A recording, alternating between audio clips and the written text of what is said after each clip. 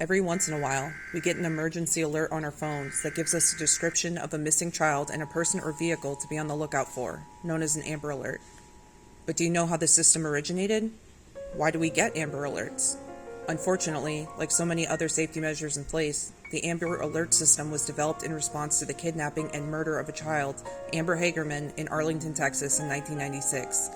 She was riding her bike with her little brother when she was abducted and murdered. Her body was found 4 days later, and her killer remains uncaught. From the initial disappearance to the ongoing search for her killer, we'll explore all aspects of this heartbreaking story and try to figure out what happened to Amber Hagerman. This is Cold Case Explorations Podcast, Episode 3, The Murder of Amber Hagerman and the Origin of the Amber Alert System. You can find all of my articles and videos on my website for free at coldcaseexplorations.com. Sources for this podcast can be found in the content of the article, which will be linked in the video description below. This is a case that sticks with a lot of people because it's so tragic, but also hopeful.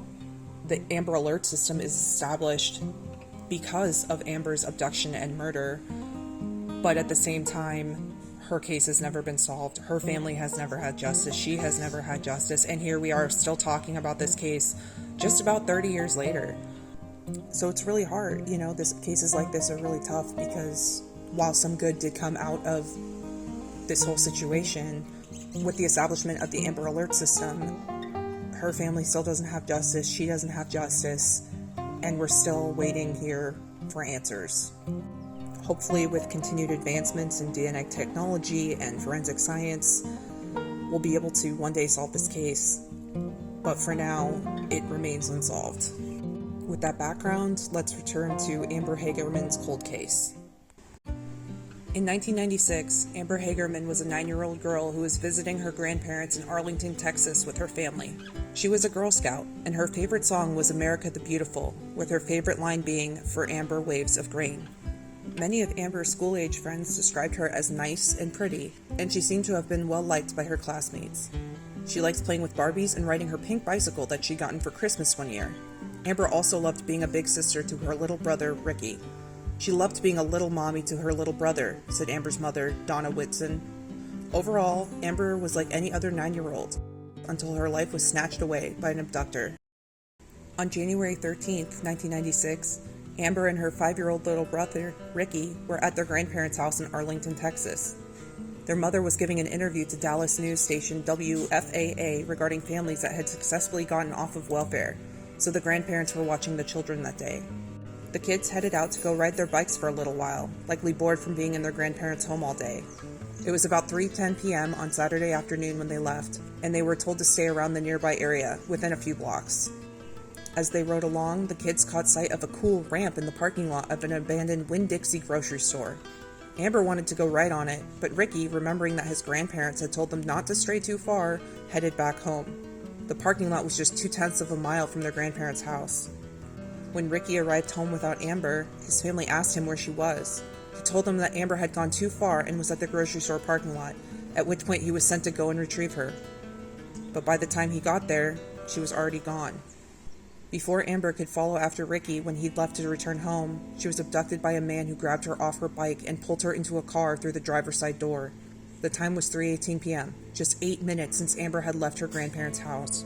An elderly man had been in his backyard when he witnessed the abduction and immediately contacted police. He told authorities that he'd seen a man in a black pickup truck snatch Amber from her bicycle, force her into his car, and drive off with her. Amber had been kicking and screaming as the man took her, so the witness knew that this wasn't just a parent coming to pick up their errant child. Furthermore, Amber's pink bike had been discarded at the scene, something a parent or caretaker wouldn't have left behind. The witness told a news station, "He pulled up, jumped out, and grabbed her. When she screamed, I figured the police ought to know about it, so I called them." Police say this is what a witness saw. He described the suspect carrying Amber in that same position as she kicked and screamed to his truck and putting her inside the driver's side door. After Amber had been abducted, her family and the Arlington Police Department, APD, quickly launched a search for her. They searched in parks, wooded areas, and even the nearby lake. Police officers went door to door in the immediate area around the parking lot asking if anyone else had seen anything. The FBI was later brought in to help investigate, but they were unable to uncover anything either. Unfortunately, the search was fruitless, and there was no sign of Amber anywhere. The shock of her abduction and its tragic outcome left many in the community devastated and looking for answers. A police spokesman said of the case, "We will find the person who did this. We never want another little girl, another family, to go through what this little girl, this family, has been through." Authorities described the suspect that the witness saw abducting Amber as a white or Hispanic male in his 20s or 30s, shorter than 6 feet tall, and with brown or black hair.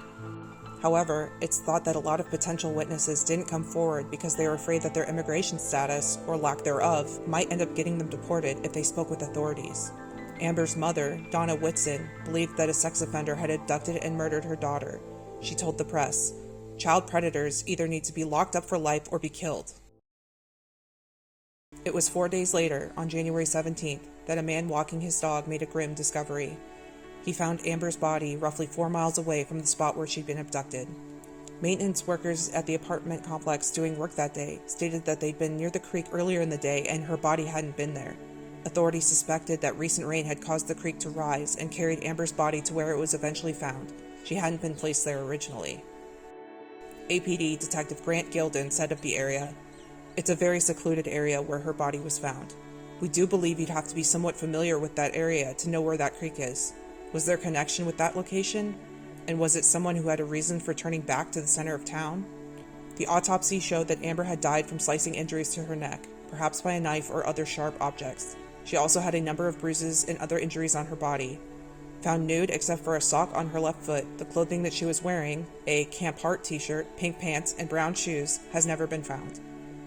Based on the results of the autopsy, authorities believe that Amber was kept alive for 2 days after her abduction before she was murdered and left in the creek. Because of this, they believe that someone must have seen something or knows something more. With the information they had, investigators looked into a number of possible suspects. Sadly, despite the efforts of Amber's family, APD, and the FBI, no concrete evidence pointing to a certain suspect ever came to light. The search for Amber Hagerman's murderer came to an end without any resolution. After Amber's abduction and murder, a woman from Dallas, Diane Simone, called a radio station and asked if local broadcasters could cooperate with authorities in the immediate hours after a child's abduction. With Simone's suggestion, the Dallas-Fort Worth broadcasters set up a system to do just that, allowing police to warn the public when a child was kidnapped. Soon, other states and communities set up their own alert systems, known as America's Missing Broadcast Emergency Response Alerts, or Amber Alerts. The Amber Alert system has helped to rescue over 1,000 children in the U.S. since its inception. There are 82 Amber Alert plans across the nation, and it's even used in 31 other countries. Even though Amber's case has never been solved, her legacy lives on through the Amber Alert system, saving over 1,000 children.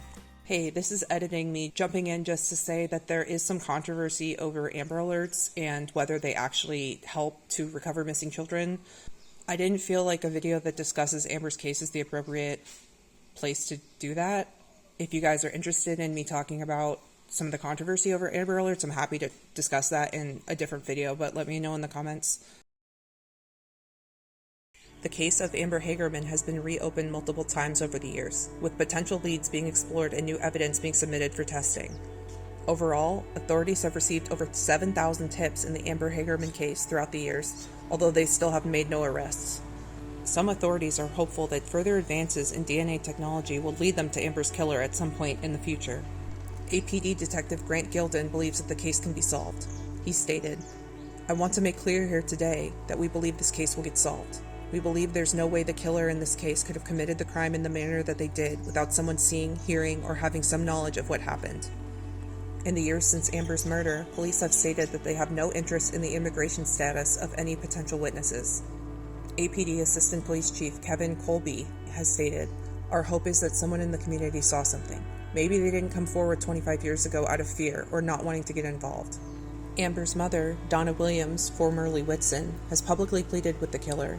And to Amber's killer, I'm asking you today, please turn yourself in. Give Amber justice.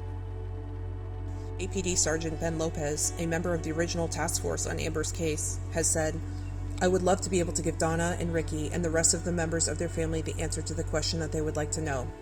Of course, that is, who did this to Amber, and to bring that person to justice."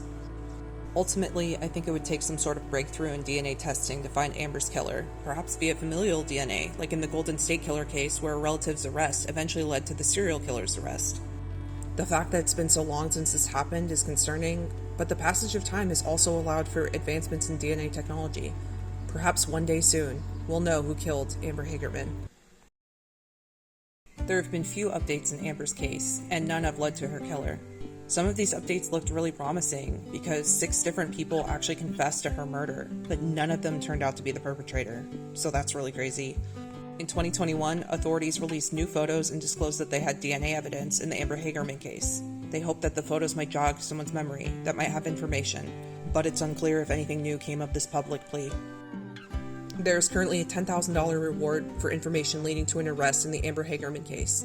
If you have information about this case, please contact Arlington Police at 817-575-8823 or Crime Stoppers at 817-469-8477. So unfortunately, that's where we're at now for Amber Hagerman's case. There's really not that much information. Who do you think murdered Amber Hagerman? Did you know how the Amber Alert system originated prior to listening to this video? Do you think this case will ever be solved? Let me know your thoughts in the comment section below. I value each and every contribution to our community of cold case explorers. As a reminder, please be kind and respectful in the comment section.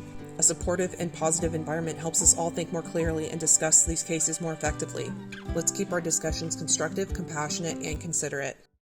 Thanks for listening. If you enjoyed the video, the easiest free way you can help me out is by liking, subscribing, or commenting. If you want to explore more cold cases, check out my website, coldcaseexplorations.com, where you can see all of my articles and videos for free. If you have a case suggestion, you can leave it in the comments below or reach out to me on my website. Until next time, stay safe out there, cold case explorers.